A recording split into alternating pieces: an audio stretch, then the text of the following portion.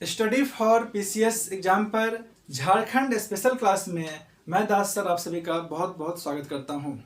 Dear JPSC aspirants, आज हम लोग झारखंड स्पेशल क्लास में एक बहुत ही इम्पोर्टेंट टॉपिक को डिस्कस करने जा रहे हैं, जो टॉपिक आपका है झारखंड में जंगल प्रबंधन एवं वन्य जीव जंतु संरक्षण कार्य। जैसा कि आप लोग जानते हैं कि इस टॉपिक से टोटल 5 क्वेश्चंस आपके पीटी एग्जाम में आएगा और इसका फर्स्ट क्लास जिसमें हम लोग भारतीय वन्य सर्वेक्षण रिपोर्ट को पढ़े थे, जो कि ऑलरेडी प्लेलिस्ट में आपको मिल जाएगा, उसे आप जरूर देखिएगा, क्योंकि भारतीय वन सर्वेक्षण रिपोर्ट जो है ना, इससे आपका 1 से 2 क्वेश्चंस हमेशा से आते रहा है और आपके जेपीएससी एग्जाम में भी इसका आने का पूरा चांस है। So first class most important था।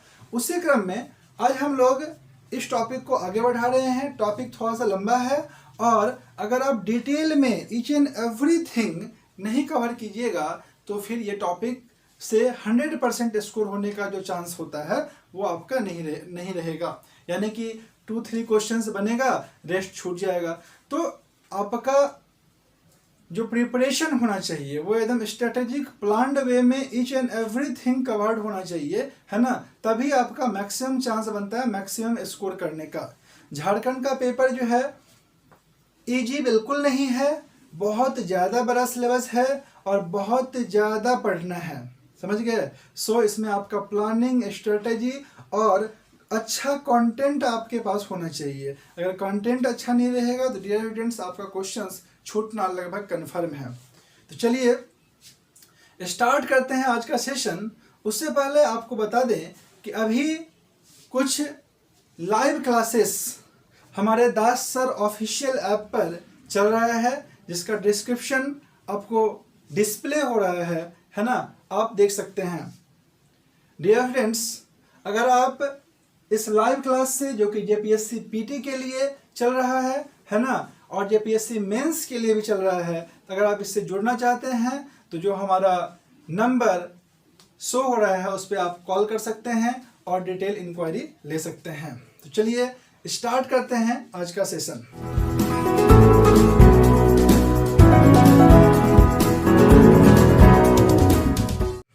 डियर फ्रेंड्स, लास्ट क्लास आपको बताए थे कि इस टॉपिक में हम लोगों को क्या क्या सब टॉपिक को कवर करना है, यानी कि इस टॉपिक से जो आपका 5 मार्क्स आ रहा है झारखंड में जंगल प्रबंधन एवं वन्य जीव जंतु संरक्षण कार्य, इसमें कौन कौन सा टॉपिक को इसके अंतर्गत हम लोग कवर करेंगे कि हमारा 100% स्कोर होने का चांस बनेगा, इसके बारे में हम लोग बात किए थे। उसी क्रम में आज हम लोग पढ़ने जा रहे हैं राज्य में, झारखंड राज्य में वन के प्रकार। झारखंड राज्य में वन के प्रकार। डियर फ्रेंड्स, जब आप वन के प्रकार पर प्रकाश डालिएगा, झारखंड राज्य में वन के प्रकाश पर जब आप वन के प्रकार यानी कि टाइप्स पर जब आप प्रकाश डालिएगा तो आपको 2 पार्ट मिलेगा, यानी कि 2 सब टॉपिक इसके अंतर्गत मिलेगा। एक तो मिलेगा वनों की सुरक्षा के आधार पर झारखंड में वनों की श्रेणियां। एक टॉपिक मिलेगा आपको वनों की सुरक्षा के आधार पर, वनों की सुरक्षा के आधार पर राज्य में वनों की श्रेणियां। ये तो आपका एक टॉपिक हो गया, ये आपका एक टॉपिक हो गया, ठीक है। राज्य में वनों की श्रेणियां, यहाँ पे दीर्घिकार होगा, हर्षिकार होगा, ठीक है, तो करेक्शन कर देते हैं, श्रेणियां, ठीक है। दूसरा जो टॉपिक है आपका वो है जलवायु के आधार पर झारखंड राज्य में वन के प्रकार, ठीक है।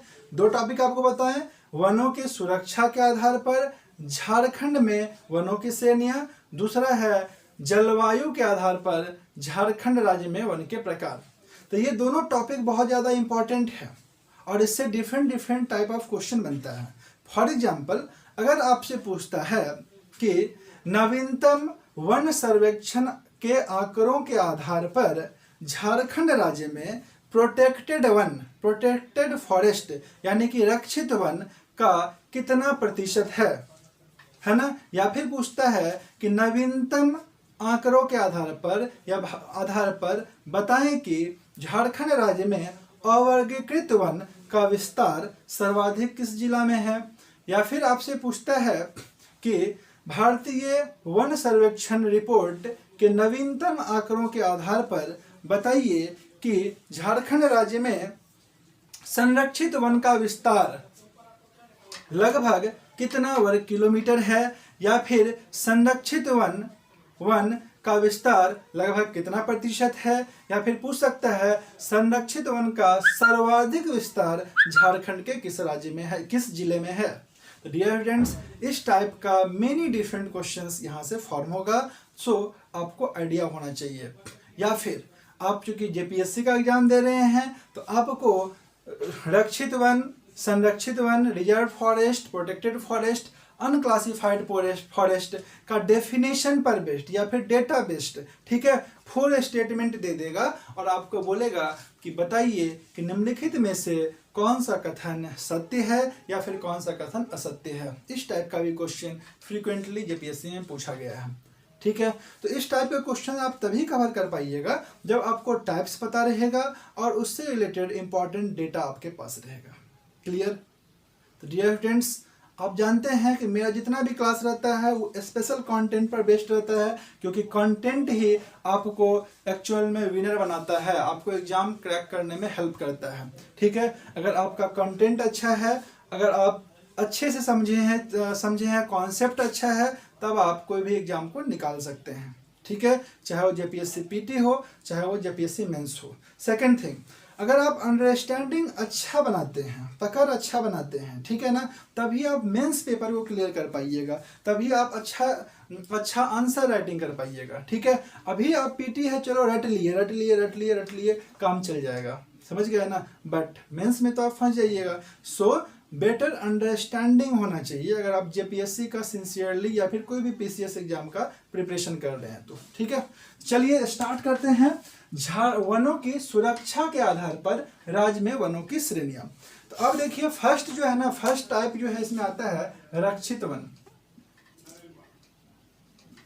फर्स्ट टाइप आता है रक्षित वन। रक्षित वन को इंग्लिश में बोलते हैं प्रोटेक्टेड फॉरेस्ट। Protected forest. ये प्रोटेक्टेड फॉरेस्ट क्या होता है, प्रोटेक्टेड फॉरेस्ट क्या होता है, इसका क्या खासियत होता है। याद रखिएगा, रक्षित वन वैसे वन को कहा जाता है जिसमें मनुष्यों को लकड़ी काटने एवं अपने पशुओं को चराने की इजाजत होती है, ठीक है। एक बार आप फिर से समझिए, क्या बोले आपको, रक्षित वन या फिर प्रोटेक्टेड फॉरेस्ट वैसे वन को कहा जाता है जिसमें मनुष्यों को लकड़ी काटने एवं अपने पशुओं को चराने की इजाजत होती है। डियर फ्रेंड्स, झारखंड राज्य में जो रक्षित वन का प्रतिशत है ना, वो लगभग 19,185 वर्ग किलोमीटर है। कितना है रक्षित वन का प्रतिशत? 19,185 वर्ग किलोमीटर। ये डेटा आपको याद रहना चाहिए, है ना, क्योंकि एग्जाम में कभी कभी पूछ देता है, जब क्वेश्चन डेटा पर बेस्ड टफ करना रहता है तो डेटा बेस्ड क्वेश्चन पूछ देता है, और जेपीएससी पहले भी इस टाइप का क्वेश्चन पूछ चुका है। तो आपको बताएं कि रक्षित वन का झारखंड में प्रतिशत कितना है, तो 19,185 वर्ग किलोमीटर। आपसे पूछ सकता है कि ये राज्य के कुल वन का कितना प्रतिशत है, ये आपसे पूछ सकता है। तो याद रखिएगा, राज्य के कुल वन क्षेत्र का रक्षित वन 81.28% है। बहुत ज्यादा इंपॉर्टेंट डेटा है, ठीक है। रक्षित वन राज्य के कुल वन क्षेत्र का कितना प्रतिशत है? 81.21% है। 81.21 या फिर कहीं कहीं 28 भी मिल सकता है, आप चेक कर लोगे, है ना, यही रहता है, ऑप्शन के अकॉर्डिंग कर लेते हैं। 81.28 या फिर 81 कहीं कहीं 21 भी लिखा रहता है, ठीक है। तो दो इंपॉर्टेंट डेटा बताएं आपको कि राज्य में वनों का, रक्षित वन का सर्वाधिक विस्तार 19,185 वर्ग किलोमीटर, एकदम दिमाग में सेट कर लीजिए। या फिर प्रतिशत में पूछेगा तो 81.81.28%। अब आपसे यहाँ से पूछ सकता है कि झारखंड राज्य में रक्षित वन का सर्वाधिक विस्तार किस जिला में है। तो अगर आपसे सर्वाधिक विस्तार पूछेगा ना, सर्वाधिक विस्तार किस जिला में है, तो याद रखिएगा सर्वाधिक विस्तार जो है ना, सर्वाधिक विस्तार अगर आपसे पूछता है तो याद रखिएगा सर्वाधिक विस्तार हजारीबाग जिला में है, हजारीबाग जिला में। ठीक है, सर्वाधिक विस्तार अगर आपसे पूछता है तो याद रखिएगा सर्वाधिक विस्तार कहाँ है, तो सर्वाधिक विस्तार आपका है हजारीबाग जिला में। ठीक है, ये आपका मोस्ट इंपॉर्टेंट है।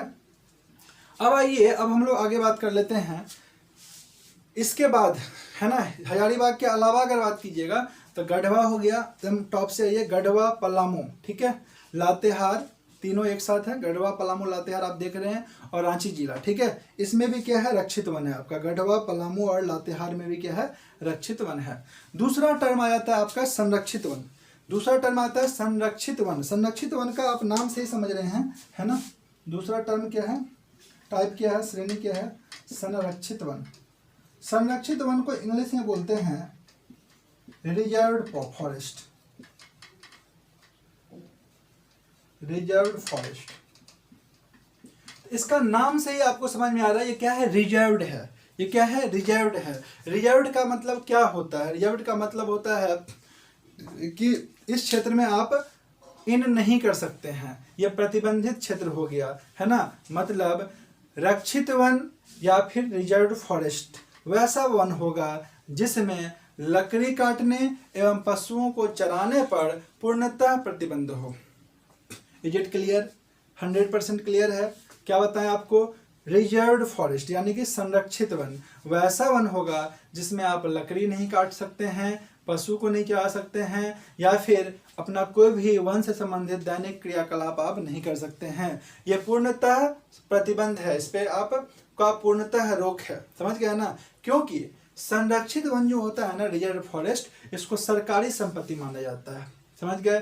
संरक्षित वन या रिजर्व फॉरेस्ट जो होता है इसको क्या बोला जाता है, सरकारी संपत्ति माना जाता है। तो इसके डेफिनेशन पर भी बेस्ड कई बार कथन बना देता है, बोलता है सत्य है या असत्य है, इस टाइप का। तो डेफिनेशन एकदम दिमाग में रखिएगा, है ना। दूसरा चीज, आंसर राइटिंग में बहुत ज्यादा हेल्प मिलेगा, कॉन्सेप्ट सही रहेगा तो। ठीक है, यहाँ पर 2-3 इंपॉर्टेंट डेटा है। पहला डेटा है कि राज्य में संरक्षित वनों का क्षेत्रफल 4387 वर्ग किलोमीटर है। ठीक है, संरक्षित वन का क्षेत्रफल कितना है, संरक्षित वन का क्षेत्रफल कितना, 4347 वर्ग किलोमीटर है, वर्ग किलोमीटर है। ये एक डेटा है, याद रखिएगा, है ना। आपसे पूछ सकता है कि झारखंड राज्य में कुल वन क्षेत्र का कितना प्रतिशत संरक्षित वन है, तो याद रखिएगा 18.58%, 18.58%, 18.58% क्या है, संरक्षित वन है, रिजर्व वन है। यानी कि ये वैसा वन है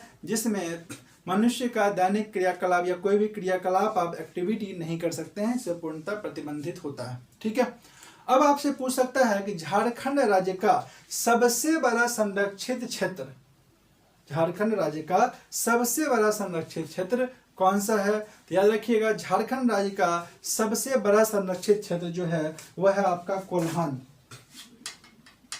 कोल्हान और पलामू प्रमंडल, समझ गए ना। कोल्हान क्षेत्र एवं पलामू ने पोरहाट वन क्षेत्र, पोरहाट वन क्षेत्र, कोल्हान का वन क्षेत्र और पोरहाट वन क्षेत्र। ठीक है, ये आपका क्या है, यहाँ पर जो है संरक्षित वन का सर्वाधिक विस्तार है। इसके अलावा अगर पूछेगा कौन कौन क्षेत्र में विस्तार है, इसके अलावा आपका आ जाएगा पलामू, राजमहल का, राजमहल क्षेत्र साहेबगंज वाला, है ना, ये सब वन क्षेत्र आ जाएगा। ठीक है, यानी कि अगर आपसे पूछेगा, ठीक है, अगर आपसे पूछेगा कि राज्य का सबसे बड़ा संरक्षित वन क्षेत्र कौन सा है, याद रखिएगा कोल्हान क्षेत्र एवं पोरहाट वन क्षेत्र होगा, कोल्हान एवं पोरहाट वन क्षेत्र। क्लियर है। या फिर आपसे अगर मान लीजिए जिला वाइज पूछता है कि झारखंड राज्य में संरक्षित वन क्षेत्र का यानी कि रिजर्व्ड फॉरेस्ट का सर्वाधिक विस्तार किस जिला में है, तो आपका आंसर होगा पश्चिमी सिंहभूम। क्या आंसर होगा, पश्चिमी सिंहभूम। याद रखिएगा सर्वाधिक विस्तार अगर पूछेगा, सर्वाधिक विस्तार पूछेगा किस जिला में है, तो आंसर कर दीजिएगा पश्चिमी सिंहभूम। पश्चिमी सिंहभूम आंसर कर दीजिएगा। 100% क्लियर है, कहीं कोई डाउट नहीं है। ठीक है, चलिए अब आ जाते हैं थर्ड में। आपको क्या बताएं कि वनों की सुरक्षा के आधार पर झारखंड राज्य में वनों के तीन श्रेणियां हैं। रक्षित वन जो कि हम लोग समझ चुके हैं, संरक्षित वन ये भी समझ चुके हैं। थर्ड है आपका अवर्गीकृत वन, अनक्लासिफाइड फॉरेस्ट। ठीक है, ये अवर्गीकृत वन क्या होता है, आइए इसको समझते हैं। ठीक है, अनक्लासिफाइड फॉरेस्ट को हम लोग समझते हैं कि ये क्या होता है। ठीक है, वेट अ मिनट। ये जो अनक्लासिफाइड फॉरेस्ट होता है ना, तो यहीं पर लिखते हैं अवर्गीकृत वन, थर्ड टॉपिक है आपका। ठीक है, थर्ड अवर्गीकृत वन। ये अवर्गीकृत वन यानी कि अनक्लासिफाइड फॉरेस्ट। तो ये अनक्लासिफाइड फॉरेस्ट यानी कि अवर्गीकृत वन ये क्या होता है, तो वैसे वन जो रक्षित या संरक्षित वनों की श्रेणी में नहीं आते हैं उसको अवर्गीकृत वन की श्रेणी में रखते हैं, है ना। यानी अवर्गीकृत वन किसको बोला जाता है, जो आपका रक्षित वन या फिर संरक्षित वन कैटेगरी में नहीं आएगा वो अवर्गीकृत वन हो जाएगा। समझ गए ना। तो अब इसका क्या है भाई, इसमें हम लोग लकड़ी वकड़ी काट सकते हैं, पशु को चरा सकते हैं। तो यस, इस प्रकार के वनों में लकड़ी काटने एवं पशुओं को चराने पर किसी भी प्रकार का प्रतिबंध नहीं होता है। ठीक है, इसको दिमाग में रखिएगा। इसमें आप लकड़ी भी काट सकते हैं, पशु को भी चरा सकते हैं, बट लेकिन जो सरकार है ना, सरकार जो है ना, इसमें क्या होता है, इसके लिए शुल्क लेता है। समझ गए ना, सरकार इसके लिए क्या करता है, यहाँ पर शुल्क वसूलता है। समझ गए ना। अगर आपसे पूछेगा कि झारखंड राज्य में अवर्गीकृत वन, झारखंड राज्य में अवर्गीकृत वन कितने वर्ग किलोमीटर क्षेत्र में अवर्गीकृत वन का विस्तार है या फिर फैला हुआ है। तो याद रखिएगा, अवर्गीकृत वन जो है ना वो मात्र 33 वर्ग किलोमीटर में फैला हुआ है, मात्र 33 वर्ग किलोमीटर में फैला हुआ है। ठीक है, और अगर आपसे पूछता है कि बताइए कि झारखंड राज्य में अवर्गीकृत वन यानी कि अनक्लासिफाइड वन क्षेत्र का विस्तार कुल वन क्षेत्र का कितना प्रतिशत है, तो याद रखिएगा 0.14% है। कितना परसेंट है, 0.14%। ये सब बहुत इंपॉर्टेंट डेटा है, लेटेस्ट डेटा है। ठीक है, ये सब क्वेश्चन आपके एग्जाम में आ सकता है। ठीक है, एकदम दिमाग में सेट करिएगा, कॉन्सेप्ट बनाइए, कॉन्सेप्ट अच्छा रहेगा तभी एग्जाम निकलेगा। कॉन्सेप्ट अच्छा नहीं है एग्जाम नहीं निकलेगा। रट के आप काम नहीं चला सकते हैं। ठीक है, रट के आप अभी 2 4 5 क्वेश्चन सही कर दोगे, है ना, पीटी घिस तीर के निकाल लोगे, मेंस नहीं निकलेगा। मेंस निकालने के लिए आपका कॉन्सेप्ट अच्छा होना चाहिए, अंडरस्टैंडिंग अच्छा होना चाहिए टॉपिक को, क्योंकि आप मेंस में रट करके आंसर राइटिंग नहीं कर पाएंगे। समझ गए ना। इसलिए बेटर होगा कि एकदम अच्छे तरीके से सबको समझते चलिए। और ये जो क्लास है ना, ये हमारा न्यू यूट्यूब चैनल है। ठीक है, तो क्लास जो है आप जरूर अपने दोस्तों के साथ शेयर कीजिए। समझ गए, यही आप लोगों का फी है, लाइक करना और शेयर करना, यही आपका फी है। इसी के लिए हम आपको मैक्सिमम स्टूडेंट्स को, है ना, हम चाह रहे हैं कि जुड़े और मैक्सिमम स्टूडेंट्स को बेनिफिट हो, है ना, इस यूट्यूब पर भी फ्री क्लासेस का। क्योंकि ये हमारा जो लाइव क्लास होता है और ये जो मेरा यूट्यूब पर क्लास चल रहा है, दोनों में कोई डिफरेंस नहीं है, कंटेंट वाइज कोई डिफरेंस नहीं।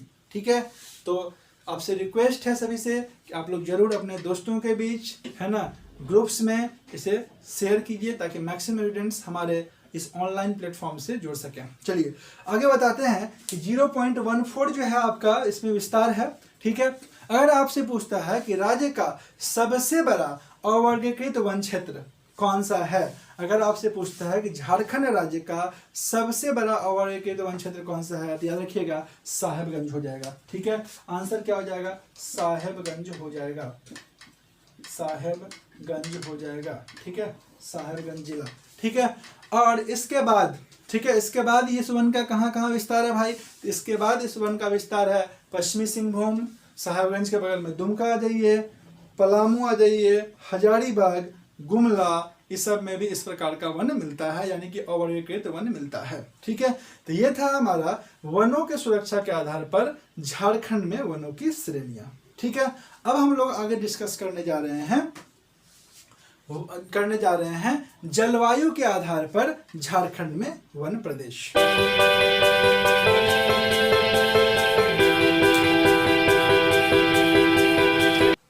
चलिए अब आगे समझते हैं कि जलवायु के आधार पर झारखंड में वन प्रदेश। ठीक है, यह आपका सेकंड कैटेगरी है। झारखंड राज्य में वन के प्रकार को सेकंड जो टाइप में कन्वर्ट किया गया है, पार्ट में डिवाइड किया गया है, वो है जलवायु के आधार पर झारखंड में वन प्रदेश। जलवायु के आधार पर झारखंड में वन प्रदेश।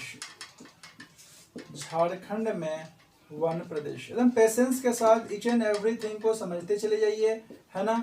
जब आप समझ जाइएगा, कॉन्सेप्ट बिल्डअप हो जाएगा और इससे रिलेटेड क्या क्या क्वेश्चन आ सकता है उसको समझ जाइएगा, तो बहुत ही easily each and everything cover हो जाएगा और इंटरेस्टिंग भी लगेगा। ठीक है, देखो झारखंड राज्य में जलवायु के आधार पर वन प्रदेश जो हम लोग करेंगे, तो इससे बहुत सारा क्वेश्चन बन सकता है। फॉर एग्जाम्पल आपसे पूछेगा कि झारखंड राज्य में उष्णकटिबंधीय आर्द्र पतझड़ वन का विस्तार सर्वाधिक किस जिले में है।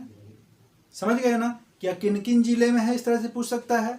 आपसे पूछ सकता है किस वन को पर्णपाती वनों का राजा कहा जा सकता है। ठीक है, आपसे पूछ सकता है, आपको यहाँ पर देखो, यहाँ पर क्या है ना कि एक तो दो कैटेगरी में डिवाइड होगा, है ना। ये जो है आपका जलवायु के आधार पर झारखंड राज्य में वन प्रदेश, ये दो कैटेगरी में डिवाइड करेंगे इसको। एक तो आपका उष्णकटिबंधीय आर्द्र पतझड़ वन हो गया, ठीक है। दूसरा हो गया आपका उष्णकटिबंधीय शुष्क पतझड़ वन। तो यहाँ से आपसे ये भी पूछ सकता है कि शुष्क पतझड़ वन होने के लिए क्या कंडीशन है, मतलब कितना सेंटीमीटर तक वर्षा होना चाहिए, है ना। या फिर पूछ सकता है झारखंड में बताइए किन किन जिलों में इसका विस्तार है।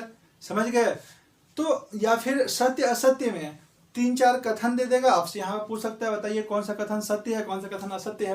तो खास करके इस टाइप का क्वेश्चन जो है ना, सत्य असत्य वाला जो होता है, स्टेटमेंट बेस्ड क्वेश्चन होता है, इसमें मैक्सिमम स्टूडेंट फंसते हैं। समझ गए क्यों फंसते हैं भाई? Due to lack of concept, due to lack of data. ठीक है, तो आप नहीं फंसे, इसके लिए आपका अंडरस्टैंडिंग अच्छा होना चाहिए। चलिए आपको बताते हैं कि उष्णकटिबंधीय, इसको दो टाइप में कैटेगराइज करेंगे। एक आपका कौन सा गया? उष्णकटिबंधीय आर्द्र पतझड़ वन प्रदेश। ठीक है, दो टाइप में कैटेगराइज करेंगे। एक आपका हो गया उष्णकटिबंधीय आर्द्र पतझड़। ठीक है, आर्द्र पतझड़ को यहाँ कहीं कहीं आर्द्र पर्णपाती भी लिखा रहता है। ठीक है, आर्द्र पर्णपाती, दोनों टर्म से कंफ्यूज नहीं होना है। आर्द्र पर्णपाती, ठीक है, वन प्रदेश। ठीक है, तो ये जो आपका है, ठीक है, ये क्या है, मतलब इस टाइप, ये जो वन प्रदेश है उष्णकटिबंधीय आर्द्र पतझड़ वन प्रदेश, इसका क्या खासियत है ना, किस टाइप का एरिया होता है। ध्यान रखिएगा, जिन वन क्षेत्र में 120 सेंटीमीटर से अधिक वर्षा होती है, ठीक है, वहां आर्द्र पतझड़ वन यानी कि मॉइस्ट डेसियस फॉरेस्ट पाया जाता है। Is it clear? एक बार फिर से समझ लीजिए, जिन वन प्रदेशों में या वन क्षेत्रों में कितना होना चाहिए वर्षा? 120 सेंटीमीटर, 120 सेंटीमीटर से अधिक वर्षा होती है, 120 सेंटीमीटर से अधिक वर्षा होती है। समझ गए ना, वहां पर क्या पाया जाता है भाई?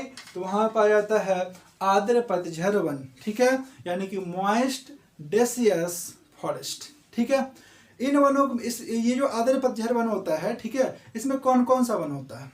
आपको अगर एग्जाम्पल पूछता है कि भाई ये वन इसमें शामिल होता है, तो वो कौन सा वन है? तो याद रखिएगा कि इस वन में मुख्य रूप से आपका साल हो गया, शीशम हो गया, जामुन हो गया, पलाश हो गया, सेमल हो गया, महुआ हो गया और बांस हो गया। ठीक है ना, इस टाइप का जो भी पेड़ है, ये सब पेड़ आपका कहाँ मिलता है?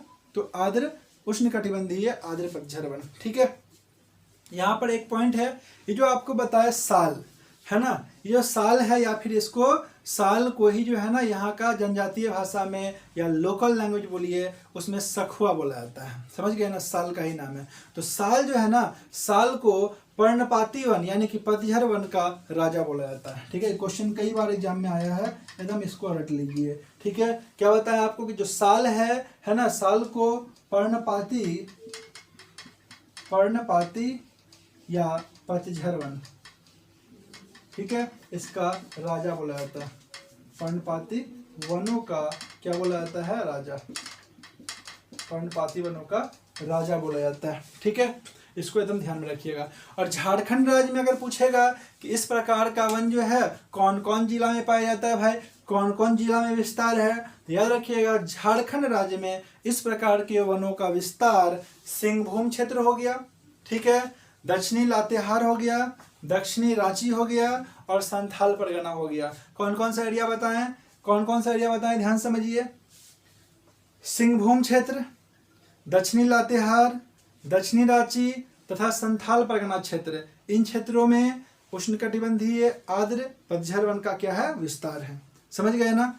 अब समझिए, ये जो आपका एरिया है ना, ये एरिया किस टाइप का है? ये जो वन क्षेत्र है ना, ये सागरीय वन मौसम से प्रभावित जलवायु क्षेत्र होने के कारण यहाँ पर क्या होता है? अधिक वर्षा होता है। समझ गए ना? क्या बताया आपको कि सागरीय मौसम से प्रभावित होने के कारण, इस कारण प्रभावित होने जलवायु के कारण जो है इस क्षेत्र में क्या होता है? अधिक वर्षा होता है। समझ गए ना? क्योंकि आप देखिए वो जो लातेहार वाला एरिया है, समझ गए ना, लातेहार वाला एरिया है, या फिर जो है सो इधर रांची वाला एरिया हो गया, सिंहभूम वाला एरिया हो गया, समझ गए ना। यहाँ पर देखिए कि आपका बंगाल की खाड़ी में कोई भी चक्रवात आता है ना, तो इधर भी काफ़ी इफेक्ट रहता है। समझ गए, इधर भी काफ़ी इफेक्ट रहता है, आप लोग देखते हैं। समझ गए, खास करके उड़ीसा बंगाल वाला एरिया जो है ना, यहाँ पर तो मतलब उससे सटा हुआ जो है जो भी जिला है, ठीक है, पश्चिम बंगाल से, तो उधर तो और उड़ीसा से उधर तो अच्छा खासा इफेक्ट रहता है, आप लोग देखते हैं। ठीक है, अब आ जाइए पॉइंट नंबर 2 पे। पॉइंट नंबर 2 है आपका उष्ण कटिबंधीय शुष्क पतझड़ वन प्रदेश। ठीक है, ये था आपका आर्द्र। दूसरा क्या है? उष्ण कटिबंधीय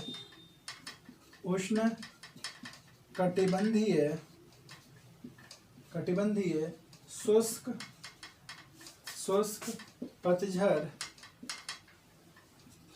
पतझड़ है ना, यानी कि शुष्क पतझड़ को क्या लिखा जा सकता है? पर्णपाती, शुष्क पर्णपाती भी लिखा हुआ मिल सकता है। ठीक है, पतझड़ वन प्रदेश।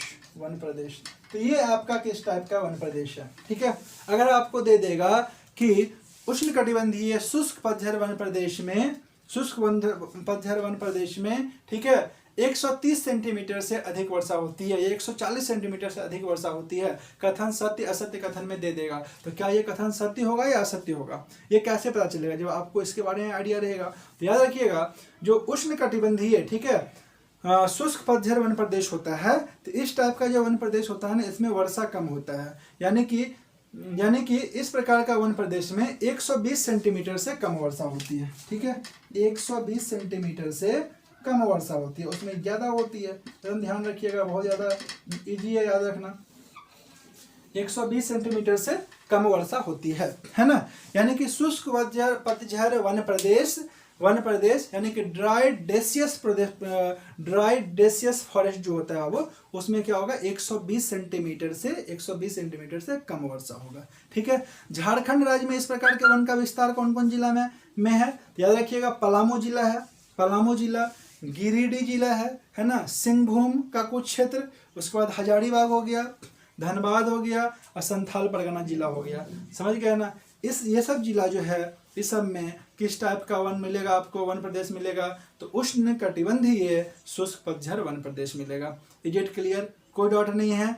आपसे एग्जाम्पल अगर पूछा जाएगा कि भाई इसका एग्जाम्पल बताइए, तो इसका एग्जाम्पल में आ जाएगा आपका नीम का पेड़, पीपल हो गया, कटहल हो गया, है ना, पलास हो गया, गुलर हो गया, है ना, इत्यादि। ये सब जो है ना आपका शुष्क पतझड़ वन प्रदेश में ये सब को कैटेगराइज किया गया है।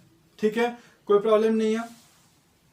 तो ये था आपका जलवायु के आधार पर झारखंड में वन प्रदेश। ठीक है, अब हम लोग आगे बढ़ते हैं। ठीक है, बहुत बड़ा टॉपिक है, पेशेंस के साथ एकदम लगे रहिए, है ना। और वैसे भी आप समझिए ना, जेपीएससी एग्जाम में 5 मार्क्स आपको स्कोर करना है। पहले ही बता दिया कि सिलेबस बहुत भास्ट है जेपीएससी का, समझ गए। ऊपर ऊपर पढ़िएगा, वन लाइनर पढ़िएगा तो वन लाइनर टाइप का ही आपको क्या होगा, मार्क्स मिलेगा। वन लाइनर टाइप का ही क्वेश्चन जो लड़ना होगा वो लड़ेगा, नहीं तो नहीं लड़ेगा। कॉन्सेप्ट बिल्डअप कीजिएगा, एवरीथिंग कवर करने की कोशिश कीजिएगा, तब मैक्सिमम आपको आएगा, समझ गए। स्ट्रेटेजिक वे में, है ना, जो इम्पोर्टेंट है उसको एकदम अच्छे तरीके से पढ़ते चले जाइए, और यहाँ से मैक्सिमम स्कोर होने का चांस रहता है, समझ गए। तो अब आइए हम लोग समझते हैं झारखंड राज्य में वन के प्रकार, ठीक है। ये दोनों कैटेगरी समझने के बाद अब आगे समझते हैं झारखंड राज्य में वन संपदा। तो झारखंड राज्य में जो ये वन संपदा है ना, इसको समझते हैं। ये इतना इंपॉर्टेंट टॉपिक है, इससे आप मान के चलिए कि 1 से 2 क्वेश्चन तो पक्का आ जाएगा, समझ गए ना। बहुत बड़ा टॉपिक है ना, और 1 से 2 क्वेश्चन यहाँ से आने का पूर्ण संभावना है, पूर्ण चांस है, ठीक है। झारखंड राज्य में वन संपदा, झारखंड की वन संपदा, ठीक है। तो झारखंड की वन संपदा है, ठीक है, इसको कैसे समझेंगे। तो झारखंड की वन संपदा है ना, यानी कि वन उत्पाद। तो वन उत्पाद को हम लोग जो है ना 2 कैटेगरी में जो है सो यहाँ पर क्या करेंगे, इसको हम लोग डिवाइड कर देंगे वन उत्पाद को, ठीक है।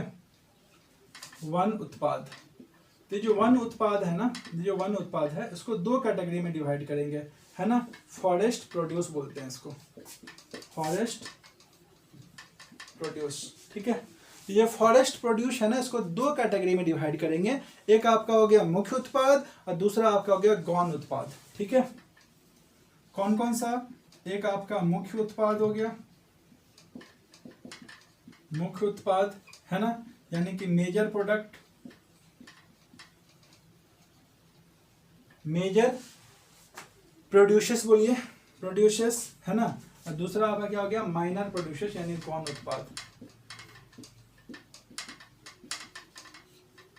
माइनर प्रोड्यूसर्स, ठीक है। अब आप ये बताइए कि मुख्य उत्पाद में क्या क्या आएगा, झारखंड राज्य में मुख्य उत्पाद में क्या क्या आता है, ठीक है। तो मुख्य उत्पाद में सबसे पहले तो आएगा साल, ठीक है। उसके बाद क्या आएगा, पहला नंबर पर रख लीजिए साल, ठीक है। साल को लोकल लैंग्वेज में, ठीक है, झारखंड का जनजातीय भाषा में सखुआ भी बोला जाता है, सखुआ भी बोला जाता है, ठीक है, ध्यान रखिएगा। दूसरा आपका आ जाएगा, सेकंड आपका आ जाएगा महुआ, ठीक है, महुआ। ये सब मोस्ट इंपॉर्टेंट वनोत्पाद है ना, जो कि एग्जाम में पूछता है, ठीक है। तीसरा आपका आ जाएगा सेमल, तीसरा आपका आ जाएगा सेमल, ठीक है। सेमल से भी डिफरेंट टाइप ऑफ क्वेश्चन बनता है। उसके अलावा जो प्रोडक्ट है उसमें आपका आएगा शीशम, सागौन, जामुन, आम और गम्हार, समझ गए ना। ये सब जो कुछ इंपॉर्टेंट है, ठीक है, इस सब से इन जनरल क्वेश्चन नहीं रहता है। क्या क्या बताया आपको, शीशम, सागौन, जामुन, आम, गम्हार, इस सब से आपका बेसिकली क्वेश्चन नहीं रहता है ना।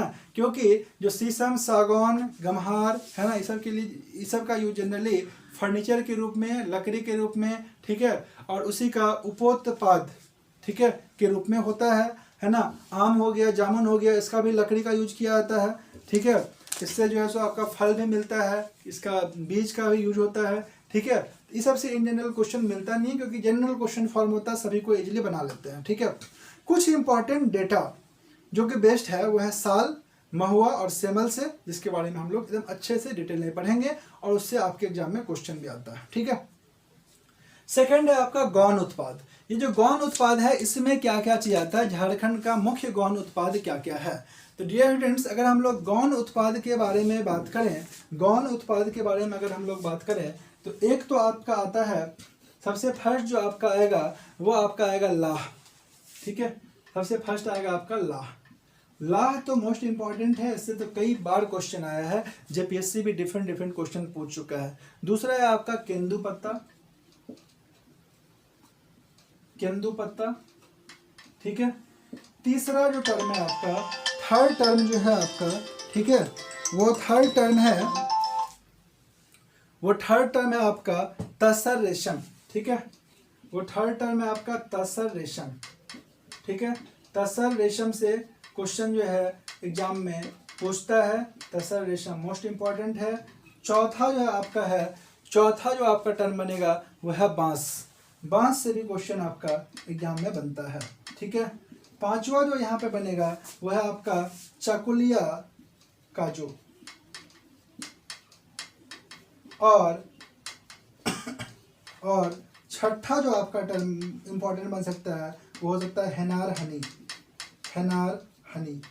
यानी कि ये सब क्या है कि मोस्ट इम्पॉर्टेंट गौण उत्पाद है, माइनर प्रोड्यूसर्स है, जिससे आपका many types of questions form होता है और बहुत इंपॉर्टेंट फैक्ट सब है, और इससे आपका आई होप कि 1 से 2 क्वेश्चन आपके एग्जाम में आने का पूर्ण संभावना है। तो चलिए अब डिटेल में समझते हैं इस मुख्य उत्पाद के बारे में और इससे क्या क्या क्वेश्चन फॉर्म हो सकता है। तो डियर स्टूडेंट्स, मुख्य उत्पाद कैटेगरी में सबसे टॉप पे जो है, सबसे इंपॉर्टेंट है, वह है आपका साल, ठीक है। मुख्य उत्पाद में सबसे पहले हम लोग किसको डिस्कस करेंगे? साल को डिस्कस करेंगे, ठीक है। ये साल का जो वृक्ष है ना, इसका क्या इंपॉर्टेंस है, ठीक है। तो सबसे पहले तो आपको बता दें, जो साल होता है, जो सखुआ होता है ना, इसका कठोरता असाधारण होता है, समझ गए ना, मतलब बहुत ज़्यादा कठोर और बहुत ही अच्छा लकड़ी माना जाता है इसका, समझ गए। जिसके कारण इसका मकान और फर्नीचर में तो यूज होता ही है, साथ साथ आप देखिएगा रेलवे का जो डब्बा में जो यूज होता है ना लकड़ी का, वो भी आपका सखुआ का, साल का रहता है।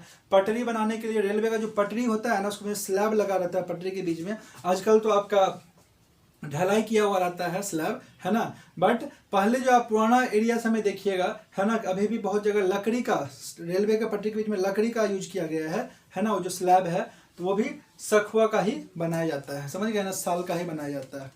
इसके अलावा इसका क्या इंपॉर्टेंस है, तो याद रखिएगा, झारखंड का राजकीय वृक्ष, झारखंड का राजकीय वृक्ष क्या है? साल है।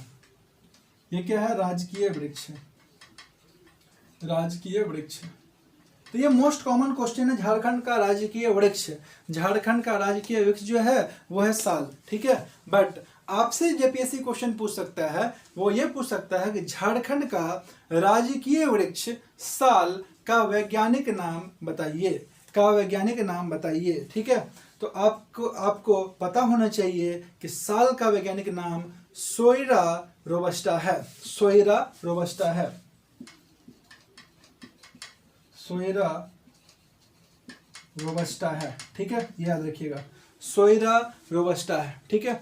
और अगर आपको यहाँ का प्रतीक चिन्ह, ठीक है, नया प्रतीक चिन्ह है, ठीक है, उसके अलावा जो भी प्रतीक चिन्ह से रिलेटेड डेटा है, ठीक है, वैज्ञानिक नाम के साथ, वो अगर आपको पता नहीं है या फिर आपके पास एक अच्छा कंटेंट इस पर बेस्ड नहीं है, तो आप काइंडली प्लेलिस्ट में एक वीडियो मिलेगा झारखंड राज्य के प्रतीक चिन्ह नवीनतम आंकड़ों के साथ, ठीक है। तो उस वीडियो को आप जरूर देखिए, हमको लगता है आधा घंटा 35 मिनट का क्लास होगा, उस क्लास को जरूर अटेंड कीजिए, वहां से आपका एक क्वेश्चन आने का पूर्ण संभावना होगा इस बार। इसलिए होगा क्योंकि झारखंड राज्य का प्रतीक चिन्ह जो पहले 4J के अक्षर के आकार में था ना, वो चेंज हो गया। अब नया प्रतीक चिन्ह जो है एकदम सर्कुलर है, समझ गए ना, जिसमें 7 सर्कल का यूज किया गया है और उसका सबका अपना अपना खासियत है, उसके बीच जो डिजाइनिंग है उसका भी खासियत है, तो उसके डिजाइनिंग से जो है ना क्वेश्चन आपके एग्जाम में आ सकता है, समझ गए ना। तो बहुत अच्छा डेप्थ एक्सप्लेनेशन दिया गया है, अगर आप देखिएगा तो आपको समझ में आ जाएगा कि यहाँ से क्वेश्चन आने का इस बार भी पूर्ण संभावना है, ठीक है। आपको पता है कि साल झारखंड राज्य का राजकीय वृक्ष है और इसका वैज्ञानिक नाम क्या है? सोइरा रोबस्टा। क्या है? सोइरा रोबस्टा। और जो साल का जो है ना फूल होता है, ठीक है, सखुआ का जो फूल होता है उसका नाम है सरई फूल। क्या नाम है? सरई फूल, याद रखिएगा, सरई फूल बोला जाता है उसको, समझ गए ना। यहाँ में पूछता है कि साल वृक्ष के फूल को क्या कहा जाता है, तो सरई फूल कहा जाता है, ठीक है। और इसका बीज जो है, सखुआ का जो बीज होता है, साल का जो बीज होता है ना, इसका भी यूज होता है। इसका बीज से आपको जो है ना तेल निकाला जाता है, समझ गए ना। और इसका बीज से जो तेल निकाला जाता है उसको लोकल लैंग्वेज में क्या बोला जाता है, याद रखिएगा, उसको कुजरी तेल कहते हैं। क्या बोलते हैं? कुजरी तेल। ठीक है, ये सब टर्म आपके एग्जाम में आएगा, और अगर आप इसको अच्छा से नहीं पढ़े रहिएगा तो यही सब क्वेश्चन छूट जाता है। समझ गए ना? यही सब क्वेश्चन छूट जाता है। अरे साल के बारे में क्या पढ़ेंगे, स्टूडेंट समझते हैं, सखुआ के बारे में क्या पढ़ेंगे, इससे क्या क्वेश्चन बन सकता है? इससे आपका इस टाइप का क्वेश्चन बनेगा।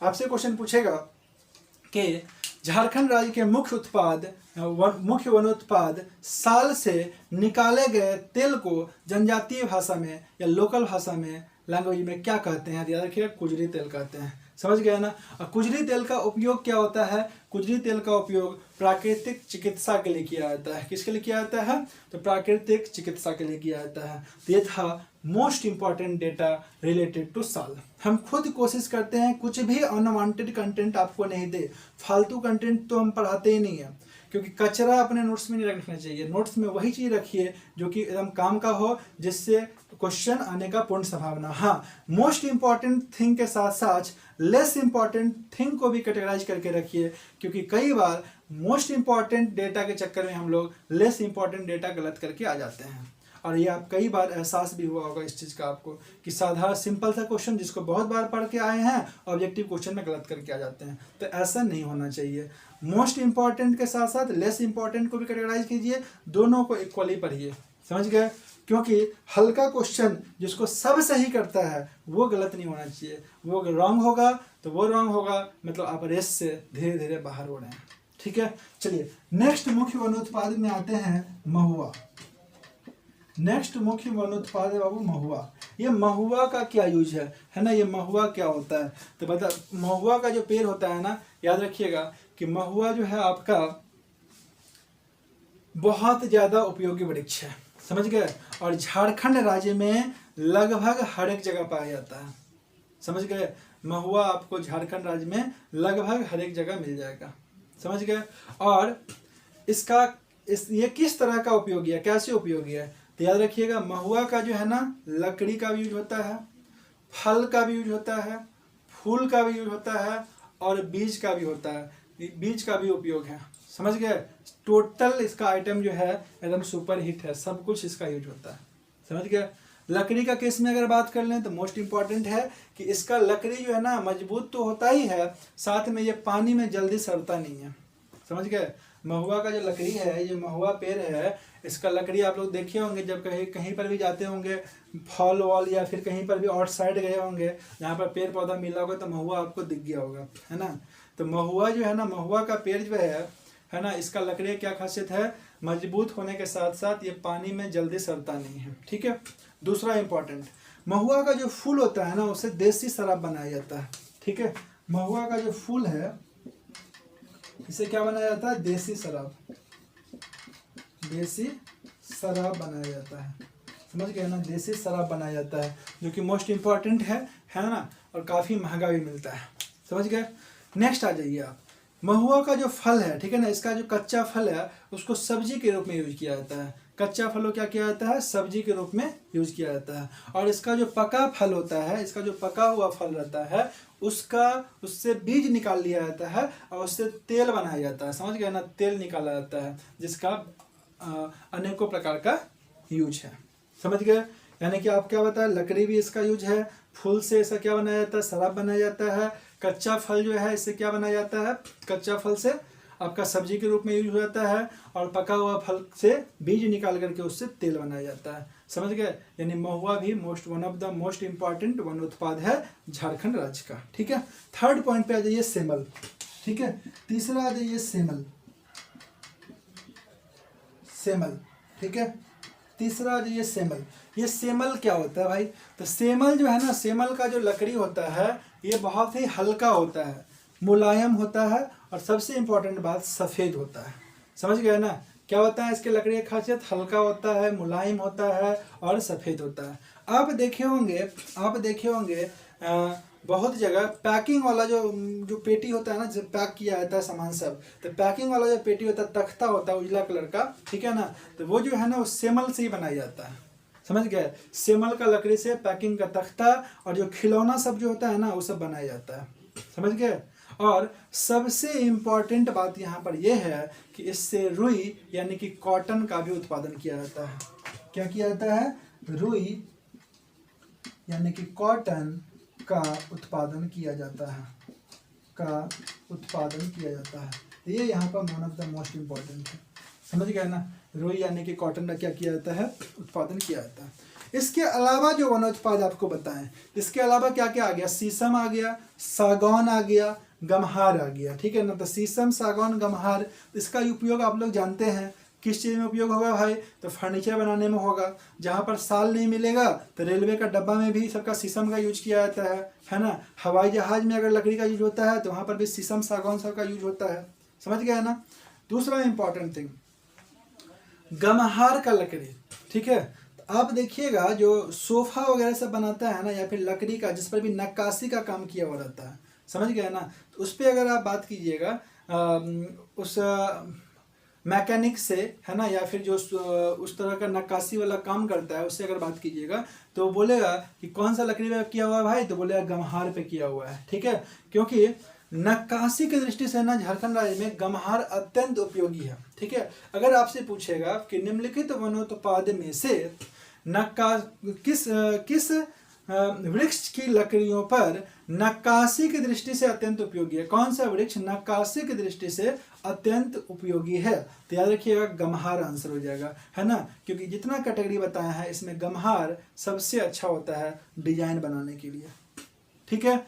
इसके अलावा आपका कौन कौन सा है भाई, तो आम का पेड़ हो गया, कटहल हो गया, जामुन हो गया, ये सब भी बहुत अधिक मात्रा में पाया जाता है और झारखंड राज्य में लगभग हर एक क्षेत्र में उपलब्ध है। कटहल, जामुन, आम, है ना, ये सब, ठीक है। और जानते ही हैं कि इसको जो है इससे फल, इसका उत्पाद है, फल के रूप में इसका यूज किया जाता है। और जामुन जो है ना, जामुन का बीज जो है उससे दवा भी बनाया जाता है, समझ गए। जामुन का बीज जो है इससे दवा भी बनाया जाता है। तो ये था आपका झारखंड राज्य का मुख्य उत्पाद, है ना, यानी कि मेजर प्रोड्यूसर्स। चलिए अब आगे समझते हैं।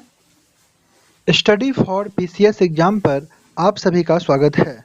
डियर जेपीएससी एस्पायरेंट्स, झारखंड सामान्य अध्ययन जीएस पेपर 2 के लिए complete Jharkhand GS class for JPSC PT and JSSC PT exam का लाइव क्लास स्टार्ट हो रहा है, जिसमें जेपीएससी पीटी एग्जाम के 110 क्वेश्चंस के कंप्लीट सिलेबस को कवर किया जाएगा। यह क्लास हमारे ऑनलाइन एप्लीकेशन पर लिया जाएगा, जिसका फी मिनिमम है। सो इंटरेस्टेड स्टूडेंट्स हमारे बोर्ड लाइन नंबर 6200346305 पर जरूर कांटेक्ट करें। साथ ही आपको इस एप्लीकेशन पर कंप्लीट जेपीएससी मेंस बैच भी मिलेगा, जिसमें आपको ईच एंड एवरी पेपर का विथ नोट्स क्लासेस प्रोवाइड किया जाएगा। So for more details contact us on the given number. Thank चलिए अब समझते हैं झारखंड राज्य के प्रमुख गौण उत्पाद। गौण उत्पाद मतलब क्या हो गया आपका, माइनर प्रोड्यूसर्स। डियर फ्रेंड्स, जो माइनर प्रोड्यूसर्स है इसमें आपका फर्स्ट कैटेगरी पे आएगा लाह। ये जो लाह है ना, लाह, इससे आपका बहुत क्वेश्चन जेपीएससी एग्जाम में आया है ना, और आने का पूर्ण संभावना है, ठीक है। ये मोस्ट इंपॉर्टेंट है, ठीक है। अब लाह के बारे में क्या क्या डेटा इंपॉर्टेंट है, ठीक है। लाह का उत्पादन संबंधित तो आपको बता दे कि देश का कुल लाह उत्पादन के 50%, समझ गए ना, जितना भी पूरे देश में लाह का उत्पादन होता है उसमें से 50% लाह का उत्पादन अकेले झारखंड में होता है, समझ गए। तो अकेले झारखंड में होता है 50%। इसका मतलब क्या हो गया, है ना, इसका मतलब ये हुआ कि संपूर्ण झारखंड में, ठीक है, झारखंड का संपूर्ण देश में लाह उत्पादन में क्या प्रथम स्थान है, समझ गए, प्रथम स्थान है, ठीक है। पहला तो आपको बताया कि देश में प्रथम स्थान, देश में फर्स्ट पोजीशन।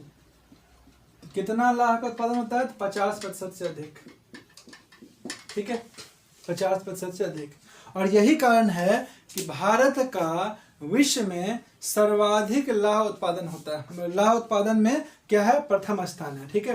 यानी भारत विश्व में लाह उत्पादन में क्या है, प्रथम स्थान रखता है, ठीक है, सर्वाधिक लाह का उत्पादन करता है, ठीक है। तो अगर आपसे पूछता है कि विश्व में लाह उत्पादन में भारत का क्या स्थान है, तो याद रखिएगा प्रथम स्थान है। अगर आपसे पूछता है कि झारखंड का क्या स्थान है ना, लाह उत्पादन में, तो वो भी हो जाएगा प्रथम स्थान, ठीक है। अब यहाँ से different different type of question बनता है। एक तो क्वेश्चन बनता है कि लाह उत्पादन का भौगोलिक दशा क्या है, झारखंड में ही जो है लाह का उत्पादन ज़्यादा क्यों होता है। इसलिए होता है क्योंकि लाह उत्पादन संबंधित भौगोलिक दशाएं जो है यहाँ पर फुलफिल होता है, यहाँ पर भौगोलिक दशाएं लाह उत्पादन के लिए बिल्कुल अनुकूल है। ठीक है, तो अब देखिए आपको बता दें कि लाह उत्पादन के लिए 3 महत्वपूर्ण जो है ना क्या है मापदंड है। ठीक है, पहला मापदंड क्या है, एक तो है आपका ऊंचाई। ठीक है, पहला मापदंड क्या है, ऊंचाई लाह उत्पादन के लिए। तो ये ऊंचाई कितना होना चाहिए भाई, लाह उत्पादन के लिए ऊंचाई कितना होना चाहिए। ठीक है, तो याद रखिएगा समुद्र तल से 350 मीटर अधिक ऊंचा भूभाग होना चाहिए। क्या बोले आपको, समुद्र तल से 350 मीटर। ठीक है, समुद्र तल से 350 मीटर ऊंचा भूभाग होना चाहिए। ठीक है, ये तो आपका फर्स्ट क्राइटेरिया हो गया, पहला मापदंड हो गया। दूसरा मापदंड है कि लाह उत्पादन के लिए जो तापमान होना चाहिए ना वो 12 डिग्री सेंटीग्रेड तक होना चाहिए। तापमान कितना डिग्री होना चाहिए, तो 12 डिग्री सेंटीग्रेड तक होना चाहिए, 12 डिग्री सेंटीग्रेड तक होना चाहिए। और तीसरा वो क्या है, तीसरा है वर्षा। ठीक है, वर्षा जो है वो 150 सेंटीमीटर से कम होना चाहिए। तीसरा क्या है, वर्षा। वर्षा आपका होना चाहिए 150 सेंटीमीटर से कम। ये तीनों मापदंड जहां पर ये तीनों क्राइटेरिया फुलफिल करेगा वहां पर जो है लाह का उत्पादन होगा। ठीक है, और झारखंड में लाह उत्पादन के लिए आवश्यक भौगोलिक दशाएं बिल्कुल अनुकूल है, इसलिए यहाँ पर मैक्सिमम लाह का उत्पादन होता है। ठीक है, कोई प्रॉब्लम नहीं है इजीली। अब समझिए कि लाह का किस्म क्या क्या होता है, समझ गए, लाह का किस्म क्या होता है, टाइप्स ऑफ लाह। ठीक है, तो लाह का किस्म जो है ना, चूंकि ये अलग अलग मौसम में लाह का उत्पादन होता है तो मौसम के नाम पर ही लाह का किस्म रखा गया है, समझ गए ना। तो लाह का अगर हम लोग किस्म के बारे में बात करें, लाह का किस्म, ठीक है, लाह का किस्म के बारे में अगर हम लोग बात करें, ठीक है, तो ये मौसम के आधार पर रखा गया है, मौसम के आधार पर इसका नाम रखा गया है। टोटल 4 टाइप है, टोटल 4 टाइप है। एक आपका हो गया वैशाखी लाह। कौन सा लाह, तो वैशाखी लाह। वैशाखी लाह, वैशाखी लाह वैशाख मौसम में होता है, समझ गए ना, वैशाखी लाह वैशाख मौसम में होता है। अब हिंदी कैलेंडर के अनुसार वैशाख माह को, इंग्लिश कैलेंडर के अनुसार वैशाख माह को क्या बोलते हैं, जनवरी, फरवरी, मार्च, अप्रैल, मई, जून, क्या बोलते हैं आप हमको कमेंट में बताइएगा, है ना। बहुत इंपॉर्टेंट है, कई बार एग्जाम में प्रीवियस ईयर आ चुका है इस टाइप ऑफ क्वेश्चन, है ना। वैशाख को क्या बोलते हैं, माघ को कौन सा महीना बोलते हैं, समझ गए ना, आसिन को, कार्तिक को, जेठ, अखाड़, ये सब जो होता है ना, अगहन, ये सब कौन सा महीना बोलते हैं। तो आप इसको जरूर सर्च कीजिएगा अगर आपको पता नहीं है, क्योंकि इसी बहाने एक जो टर्म है, महीना जो है, इसका कुछ आइडिया हो जाएगा और अगर इस टाइप से क्वेश्चन आएगा तो आप बना पाइएगा। ठीक है, तो इसको देख लीजिएगा। वैसाखी, वैशाख को, है ना, कौन सा महीना बोला जाता है ना, हिंदी कैलेंडर में, इंग्लिश कैलेंडर में, है ना, जनवरी, फरवरी, मार्च, वो बताना। ठीक है, नेक्स्ट है आपका जेठवी लाह। नेक्स्ट है आपका जेठवी लाह, जेठवी लाह। इसके बाद आपका है कतकी लाह, कतकी लाह। इसके बाद क्या होता है, कतकी लाह। ठीक है, और जो लास्ट है आपका वो है अगहनी लाह। अगहनी लाह अगहन में होता है। ठीक है, अगहनी लाह। तो अगहन जो है ना, कौन सा मौसम, कौन सा आपका मंथ होता है, इसे भी आप हमें बताइएगा। ठीक है, मोस्ट इम्पॉर्टेंट है कि अगहन कौन से महीनों को बोला जाता है ना, उसे आप हमें कमेंट में बताइएगा। अब समझिए कि ये जो टाइप है, ये टाइप से क्वेश्चन नहीं पूछेगा। ठीक है, ये आपको इसलिए बताएं क्योंकि ये जो 4 टाइप है ना, 4 टाइप का जो है सो लाह होता है। ठीक है, और इसमें से जो सबसे ज़्यादा झारखंड में उत्पादन होता है ना, वो होता है वैशाखी लाह। झारखंड में कुल लाह उत्पादन का 82% लाह वैशाखी लाह का उत्पादन होता है। ठीक है, 82% जो है ना, वो किस टाइप का लाह होता है, का उत्पादन होता है, वैशाखी लाह का उत्पादन होता है। ये आप ध्यान रखिएगा। ये पूछता है कि निम्नलिखित में से किस प्रकार के लाह का झारखंड में सर्वाधिक उत्पादन होता है। ठीक है, तो याद रखिएगा वैशाखी लाह कितना प्रतिशत, तो 82%।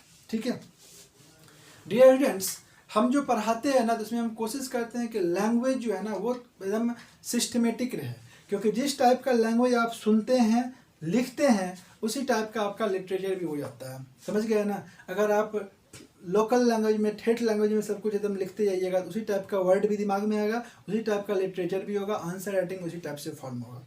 तो बेटर है कि एकदम अच्छे तरीके से, है ना, एकदम लैंग्वेज को, है ना, एकदम एक सिस्टमेटिक स्वरूप दीजिए अभी से, ताकि आप जब आंसर राइटिंग करें तो वहाँ पर आपका एक अच्छा सुंदर आंसर राइटिंग जो है निखर के सामने आए। ठीक है, चलिए आगे बात कर लेते हैं कि ये जो है ना लाह का उत्पादन है ना वो लाह का कीड़ा से होता है। लाह का उत्पादन जो है वो लाह का कीड़ा से होता है। समझ गए ना। जिसको ये जो लाह का कीड़ा है ना इसको अलग अलग वृक्ष पर जो है ना इसका क्या किया जाता है, पालन किया जाता है। लाह का अलग अलग वृक्ष पर जो है तो लाह का कीड़ा को पाला जाता है। समझ गए ना। कौन सा वृक्ष भी पाया जाता है भाई, तो सर्वाधिक जो है ना वृक्ष जो है लाह का कीड़ा जो है, लाह का कीड़ा यहाँ पे लिखते हैं, लाह का जो कीड़ा है ना, ये मैक्सिमम, लाह का कीड़ा का मैक्सिमम पालन जो है ना, मैक्सिमम टाइम जो है पालन वो आपका बेर का पेड़ हो गया, पलास का पेड़ हो गया, कुसुम का पेड़ हो गया। समझ गए ना। क्या क्या होता है, बेर, पलास और कुसुम। तो बेर, पलास, कुसुम पे सर्वाधिक इसका पालन किया जाता है। इसके अलावा भी कुछ वृक्ष है, बट इस पे क्या है, इसका सर्वाधिक जो है या लाह का कीड़े को पाला जाता है। यहाँ पर एक मोस्ट इंपॉर्टेंट क्वेश्चन बनता है जो कि आपके एग्जाम में आ सकता है। वो क्वेश्चन है कि लाह के कीड़े जिससे लाह का उत्पादन होता है उसका निम्नलिखित में से क्या नाम है। ठीक है, तो याद रखिएगा लाह का कीड़ा को ही लेसिफर लक्का बोला जाता है। लेसिफर लक्का बोला जाता है। एकदम अच्छे से इसको टर्म को याद रखिएगा, लेसिफर लक्का। ये क्वेश्चन पूछ चुका है और ये क्वेश्चन का आने का भी पूर्ण संभावना है। समझ गए ना। लेसिफर लक्का बोला जाता है। ठीक है, यानी कि लेसिफर लक्का यानी कि लाह का कीड़ा से ही क्या किया जाता है, लाह का उत्पादन किया जाता है। ठीक है। अब डियर स्टूडेंट्स आपसे पूछ सकता है, यहाँ पर आपसे पूछ सकता है कि बताइए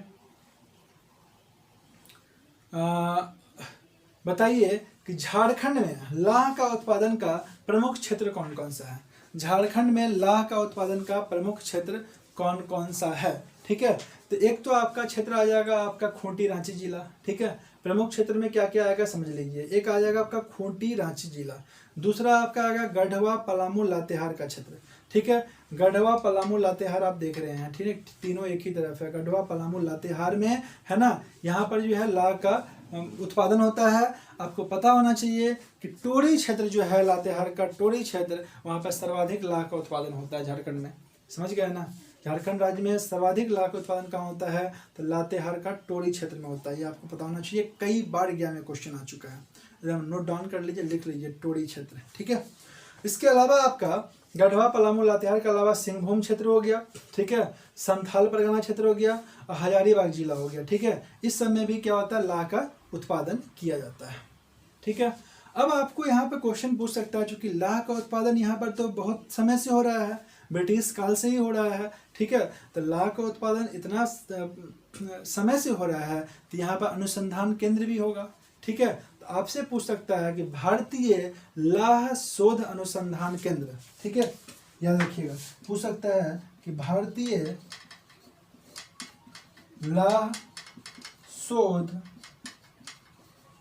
अनुसंधान केंद्र, अनुसंधान केंद्र, ठीक है, भारतीय लाह शोध अनुसंधान केंद्र, ठीक है, का स्थापना कहाँ किया गया। पहला क्वेश्चन तो ये पूछ सकता है आपको। ठीक है, दूसरा क्वेश्चन आपका पूछ सकता है कि स्थापना कब किया गया, है ना, और इसके डेप्थ में पूछेगा तो पूछेगा कि किस जिला में, पर्टिकुलर जिला का नाम बोल देगा, उसका बोलेगा उसमें कहाँ किया गया था। समझ गए। तो याद रखिएगा, ठीक है, कि लाह से संबंधित शोध कार्य के लिए भारतीय कृषि अनुसंधान परिषद के अंतर्गत, एकदम अच्छे से समझ लीजिए इस लाइन को, क्या बोल रहे हैं हम, कि लाह से संबंधित शोध कार्य के लिए भारतीय कृषि अनुसंधान परिषद के अंतर्गत झारखंड के नामकोम में, और नामकोम कहाँ है भाई, तो नामकोम आप समझ रहे हैं रांची में है, समझ गए ना, नामकोम स्टेशन है ना, या फिर यहाँ पे नामकोम में आपका ऑनलाइन एग्जाम भी होता है, समझ गए, एग्जाम देने आए होंगे तो नामकोम से आगे आपका ये है, क्या नाम है, टाटी सिल्वे है ना, टाटी सिल्वे, ठीक है। तो नामकोम में है ना, नामकोम में ये आपका जो है अनुसंधान केंद्र है। कौन सा अनुसंधान केंद्र? तो भारतीय लाल शोध अनुसंधान केंद्र, ठीक है। और नामकोम कहाँ है भाई? याद रखिएगा, रांची में है, रांची में है, ठीक है, रांची में आपका नामकोम है, ठीक है। और अगर आपसे पूछता है कि भारतीय लाल शोध अनुसंधान केंद्र का स्थापना कब किया गया था, तो याद रखिएगा आंसर हो जाएगा 1924 ईस्वी में इसका स्थापना किया गया था, ठीक है। 1924 ईस्वी में इसका स्थापना किया गया था। अब आइए, अब हम लोग समझते हैं केंदुपत्ता के बारे में। ये आपका मोस्ट इंपॉर्टेंट डेटा है, एकदम रट जाइए, समझ लीजिए, है ना। और इसको, इस सब डेटा का ना आप मेंस के आंसर राइटिंग में भी यूज कर सकते हैं। कहाँ यूज कीजिएगा? तो मेंस का जो क्लास होगा ना, है ना, उसमें आपको बताएंगे। और आपको बता दें कि मेंस का इसी तरह का एकदम defined class with proper notes already चल रहा है, और एक लेटेस्ट बैच जो है अभी स्टार्ट हो रहा है। तो अगर आप लाइव ऑनलाइन बैच लेना चाहते हैं, जो कि हमारे दास सर ऑफिशियल ऐप पे चल रहा है, तो आप उसे अटेंड कर सकते हैं। बहुत ही इंटरेस्टिंग और विथ शानदार कंटेंट, यूनिक कंटेंट के साथ एक एक चीज़ को समझाया जाएगा, है ना, स्ट्रेटजी बताया जाएगा, मैक्सिमम स्कोर करने का पूरा चांस क्रिएट कर दिया जाएगा। समझ गए? तो अगर आप मेंस का क्लास अटेंड करना चाहते हैं, मेंस का क्लास लेना चाहते हैं, अपने तैयारी को और अच्छा करना चाहते हैं, सुदृढ़ करना चाहते हैं, तो हमारे मेंस बैच से आप जुड़ सकते हैं। इसके लिए जो भी ऑफिशियल नंबर दिया गया है उस पर आप आज ही अभी इंक्वायरी कीजिए, ठीक है। चलिए आगे समझते हैं। गौण उत्पाद के अंतर्गत सेकंड आ जाएगा आपका केंदुपत्ता। समझ गए? ये केंदुपत्ता क्या है? केंदुपत्ता क्या है ना, किस टाइप का ये उत्पाद है?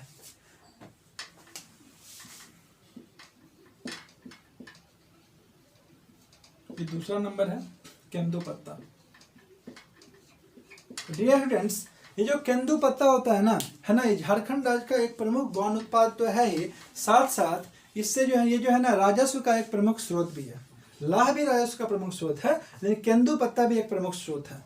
अब आपके दिमाग में आ रहा होगा, भाई ये केंदुपत्ता का क्या यूज होता है भाई, कि ये यहाँ ये राजस्व का भी स्रोत है। तो आपको बता दें कि केंदुपत्ता जो है ना, बीड़ी और तंबाकू के, केंदुपत्ता से जो है ना बीड़ी और तंबाकू, ठीक है, का मिश्रण बनाया जाता है। समझ गए ना, बीड़ी और तंबाकू का मिश्रण बनाया जाता है। यानी कि बीड़ी उद्योग और तंबाकू उद्योग में भी इसका क्या होता है, यूज होता है, ठीक है। और अगर आपसे पूछेगा कि इसका भाई उत्पादन कहाँ कहाँ होता है, कहाँ कहाँ केंदुपत्ता मिलता है, तो याद रखिएगा केंदुपत्ता जो आपका है वो पलामू हो गया, गढ़वा हो गया, पलामू गढ़वा, ठीक है। देख रहे हैं आप, नीचे आ जाइए मैप में हजारीबाग, ठीक है। उसके बाद मैप में आप और नीचे आइए, सिंहभूम वाला एरिया मिल जाएगा, ठीक है। और उसके बाद आपको मिलेगा पलामू गढ़वा बोले, सिंहभूम मिल गया, हजारीबाग, है ना, और इधर आ जाइए गिरिडीह, ठीक है। तो ये सब जो एरिया है ना, ये सब एरिया में आपको केंदुपत्ता जो है आपको पाया जाता है, केंदुपत्ता का उत्पादन होता है। समझ गए? अब देखिए आपको बता दें कि मैप, झारखंड का मैप अगर अच्छा रहेगा ना, और जिला वाइज, डिस्ट्रिक्ट वाइज उसका अंडरस्टैंडिंग अच्छा रहेगा, तो आपका 100% मैक्सिमम क्वेश्चन कवर होगा, ठीक है। तो अगर आप मैप का क्लास नहीं किए हैं, तो एक छोटा सा क्लास हमको लगता है होगा झारखंड एक अवलोकन करके, हालांकि वो कॉन्सेप्ट, वो कंप्लीट क्लास नहीं है, बट उसको भी देखिएगा तो एक जनरल आइडिया झारखंड के मैप का हो जाएगा। ये सब क्लास आपके प्लेलिस्ट में अवेलेबल है। चलिए केंदुपत्ता के बारे में आगे बढ़ते हैं। तो 2016 ईस्वी में जो है ना, झारखंड राज्य केंदुपत्ता नीति 2015 को अधिसूचित किया गया था। क्या किया गया था? तो 2016 ईस्वी में झारखंड राज्य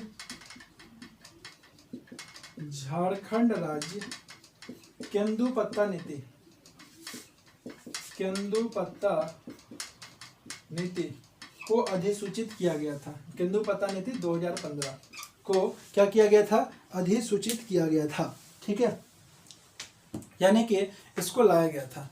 इसका मुख्य उद्देश्य क्या भाई, क्यों लाया गया था केंदुपत्ता नीति 2015 को? इसका मुख्य उद्देश्य जो है ना वो था केंदुपत्ता के व्यापार में ठेकेदारी की भूमिका को खत्म करना, ठेकेदार लोग का। ठीक है, ठेकेदार लोग क्या होता है, जो सौ रेट में खरीद लिया और जिसको इसका प्रॉपर पैसा मिलना चाहिए उसको मिलता ही नहीं है। तो उसका जो मुख्य उद्देश्य था वो क्या था, केंदुपत्ता के व्यापार में ठेकेदारों की भूमिका को क्या करना था, खत्म करना था। और केंदुपत्ता को जो संग्रहित करने वाला मजदूर है, जो मजदूर इसको संग्रहित करता है, मेहनत करता है, उसको इसका उचित मजदूरी मिले। समझ गए? तो आपसे पूछ सकता है कि निम्नलिखित मान लीजिए आपको दे देगा 3 स्टेटमेंट। ठीक है, निम्नलिखित कथन में से कौन सा कथन सत्य है या असत्य है? पहला कथन दे देगा आपका कि केंदुपत्ता से बीड़ी एवं तंबाकू के मिश्रणों का निर्माण होता है। समझ गए? दूसरा आपको दे देगा कि वर्ष 2016 में झारखंड राज्य केंदुपत्ता नीति 2015 को अधिसूचित किया गया था। तीसरा दे देगा कि इस नीति को अधिसूचित करने का मुख्य उद्देश्य था कि ठेकेदारों की भूमिका को समाप्त करना एवं केंदुपत्ता को संग्रहित करने वाले मजदूरों को उचित मजदूरी दिलाना। चौथा दे देगा उपयुक्त सभी सत्य है। तो राइट आंसर क्या हो जाएगा? ऑप्शन 4 उपयुक्त सभी सत्य है। तो इस टाइप का क्वेश्चन फ्रीक्वेंटली आस्क्ड है, मेनी टाइम्स आया है ना, तो आपको पता होना चाहिए। ठीक है, चलिए अब आगे समझते हैं। अब नेक्स्ट है केंदुपत्ता के बाद थर्ड मोस्ट इंपॉर्टेंट आता है तसर या मलबरी रेशम। ठीक है, तीसरा गौण उत्पाद आता है तसर या मलबरी रेशम। ये तसर रेशम क्या है? और झारखंड का मुख्य गौण उत्पाद क्यों है? ठीक है, तसर रेशम झारखंड का मुख्य तसर में थोड़ा सा गड़बड़ हो गया है ना। देखिए मात्रा पे पूरा ध्यान रखना पड़ेगा, है ना, क्योंकि ये करेक्शन ये सही नहीं रहेगा ना तो मार्क्स काफ़ी कट जाता है। ठीक है, तसर या मलबरी रेशम। तब ये तसर रेशम क्यों इम्पोर्टेंट है? अगर हम लोग इसमें बात करें तो याद रखिएगा तसर उत्पादन की दृष्टि से झारखंड का देश में प्रथम स्थान है। पहला इंपॉर्टेंट डेटा बता दिया आपको, ये जो झारखंड है, झारखंड का फर्स्ट पोजीशन है तसर रेशम का उत्पादन में। तसर का उत्पादन में क्या है? फर्स्ट पोजीशन है, पहला स्थान है तसर रेशम का उत्पादन में। अगर आपसे पूछता है कि तसर या मलबरी रेशम के उत्पादन में झारखंड राज्य का देश में कौन सा स्थान है, तो प्रथम स्थान है। अगर आपसे पूछता है कि तसर का उत्पादन झारखंड राज्य में लगभग कितना प्रतिशत होता है, तो याद रखिएगा आंसर हो जाएगा 60%, क्योंकि झारखंड राज्य में लगभग 60% तसर का रेशम, है ना, तसर रेशम का उत्पादन होता है। ठीक है, अब तसर रेशम का जो उत्पादन है, रेशम का उत्पादन रेशम कीट से होता है, समझ गए ना। तो रेशम का उत्पादन जो है ना कौन कौन सा वृक्ष पे होता है, ये भी क्वेश्चन पूछ सकता है। याद रखिएगा रेशम का उत्पादन में साल का वृक्ष, अर्जुन वृक्ष, आसन एवं सहतूत वृक्ष, आसन और सहतूत वृक्ष का आवश्यकता होता है। ठीक है, इस सब वृक्ष का जो है इसमें क्या होता है, उपयोग होता है। अब देखिए यहाँ से ढेर सारा इंपॉर्टेंट फैक्ट सब निकल के आएगा। ईच एंड एवरी फैक्ट्स को नोट कीजिए, समझिए और फिर उससे क्या क्या प्रश्न बनता है उस पर विचार कीजिए। देखिए रेशम आधारित उत्पादों के विकास के लिए, चूंकि झारखंड प्रथम स्थान है, तो विकास के लिए यहाँ पर झारखंड सरकार जो है कुछ तो किया होगा। तो झारखंड सरकार जो है ना रेशम आधारित उत्पाद के विकास के लिए वर्ष 2006 में, कब, तो वर्ष 2006 में झार क्राफ्ट का स्थापना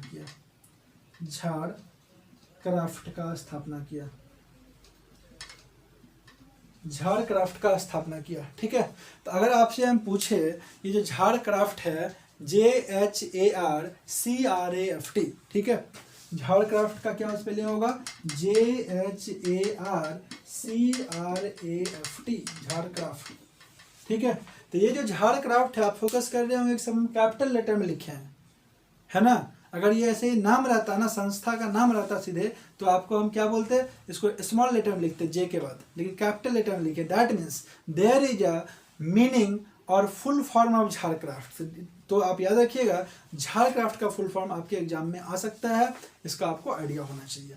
तो आपको बता दें कि झारक्राफ्ट में जो है ना इसका जो फुल फॉर्म है वो है Jharkhand silk textile and handicraft development corporation.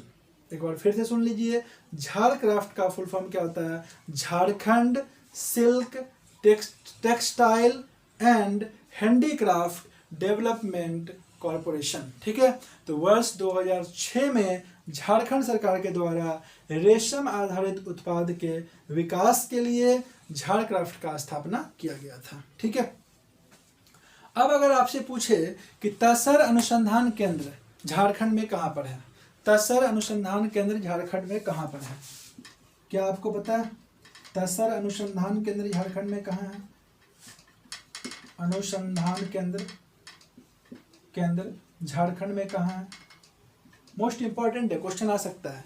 तो याद रखिएगा, तसर अब सबसे बड़ा बात है उद्देश्य क्या है, ये तो आप रट लीजिएगा। उद्देश्य पर ही फोकस कीजिए, मेंस आंसर राइटिंग में कॉन्सेप्ट बिल्डअप रहेगा, लिखने में मजा आ जाएगा, है ना, फैक्ट्स का कमी नहीं होगा। तो याद रखिएगा, तसर रेशम के उत्पादन एवं वृद्धि, ठीक है, उत्पादन में वृद्धि और विकास के लिए, अनुसंधान करने के लिए, है ना, इसके उद्देश्य से भारत सरकार ने रांची का नगरी में, नगरी एक प्रखंड है रांची का, ठीक है, तो रांची का नगरी ब्लॉक में, नगरी प्रखंड में तसर अनुसंधान केंद्र स्थापित किया है। ठीक है, नगरी यानी कि ये कहाँ है, तो रांची का ही एक ब्लॉक है, रांची का नगरी में। ठीक है, रांची का नगरी में क्या है, तसर अनुसंधान केंद्र का स्थापना भारत सरकार किया है।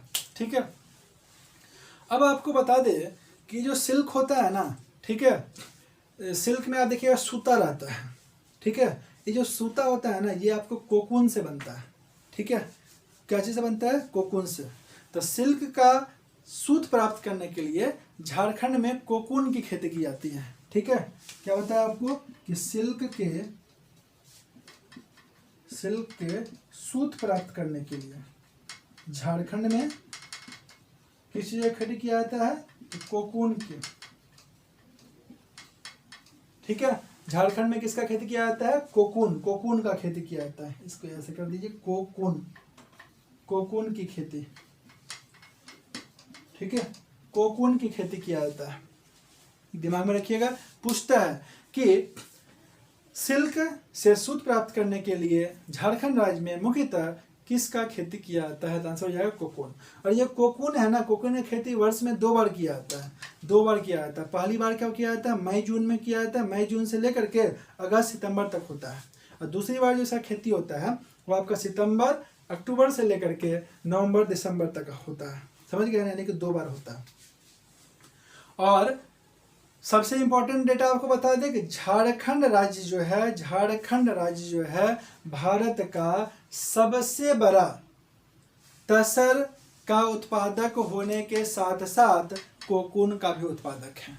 यानी कि झारखंड राज्य का पोजीशन, स्थान भारत में तसर उत्पादन में, साथ ही कोकून उत्पादन में प्रथम है। ठीक है, ये दिमाग में रखिए, क्वेश्चन पूछ सकता है। नेक्स्ट आ जाइए हम लोग, इससे रिलेटेड नेक्स्ट हमारा है 4 नंबर, वो है हेनार हनी। ये हेनार हनी क्या है भाई? ये हेनार हनी क्या है? बीच में चर्चा में था, है ना। याद रखिएगा, हेनार हनी जो है ना वो लातेहार जिला के गारू प्रखंड, पूछ सकता है प्रखंड का नाम क्योंकि वहीं से हाईलाइट हुआ है। याद रखिएगा, लातेहार जिला के गारू प्रखंड। ठीक है, कौन सा प्रखंड? तो लातेहार का गारू प्रखंड, ये नाम आ सकता है क्योंकि यहाँ से ये हाईलाइट हुआ है। ठीक है, हेनार हनी के नाम से। ठीक है, गारू प्रखंड। तो गारू प्रखंड में कुछ गांव है, कौन कौन सा गांव? हेनार हो गया, मारोमार हो गया, बारेगढ़ हो गया, कोटाम हो गया। ये सब जो गांव है ना, ये सब गांव में जो है आपका प्राकृतिक मधुमक्खी के छत्ता से मधु निकाला जाता है। हेनार हनी कुछ नहीं है, क्या है? प्राकृतिक मधुमक्खी का छत्ता सब रहता है, उसी से क्या किया जाता है? मधु निकाला जाता है। ठीक है, जिसका नाम हेनार मधु रखा गया, हेनार हनी रखा गया। क्यों? क्योंकि भाई ये हेनार गांव से ही जो है ऐसा माना जाता है इसका उत्पादन शुरू हुआ, हेनार गांव से। ठीक है। गारुड़ प्रखंड में एक हेनार गांव है, इसी से इसका नाम रखा गया हेनार मधु यानी हेनार हनी, ठीक है। और इसके अलावा एक इम्पॉर्टेंट यहाँ पे आता है 5 नंबर, चकुलिया काजू। चकुलिया काजू ये क्यों फेमस हो गया भाई अचानक से, है ना। तो झारखंड में आप जानते हैं काजू आजू का उत्पादन होता नहीं है, समझ गए ना। और जमशेदपुर वन प्रमंडल के चकुलिया क्षेत्र में, ठीक है। ये कहाँ का कौन सा क्षेत्र है, जमशेदपुर, याद रखिएगा, जमशेदपुर के चकुलिया क्षेत्र।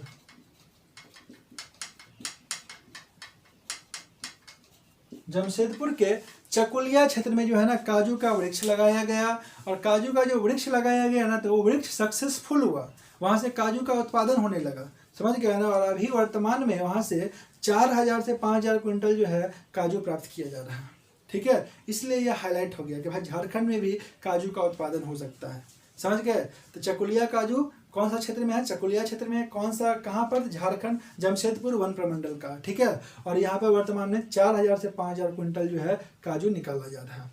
तो डियर स्टूडेंट्स, आज हम लोग पढ़ लिए झारखंड राज्य में वन के प्रकार, ठीक है, और उसके साथ ही झारखंड राज्य की वन संपदा पढ़ लिए। उसमें हम लोग मुख्य उत्पाद पढ़ लिए, गौण उत्पाद पढ़ लिए, जो कि बहुत ही ज़्यादा इंपॉर्टेंट है आपके जेपीएससी एग्जाम से, ठीक है।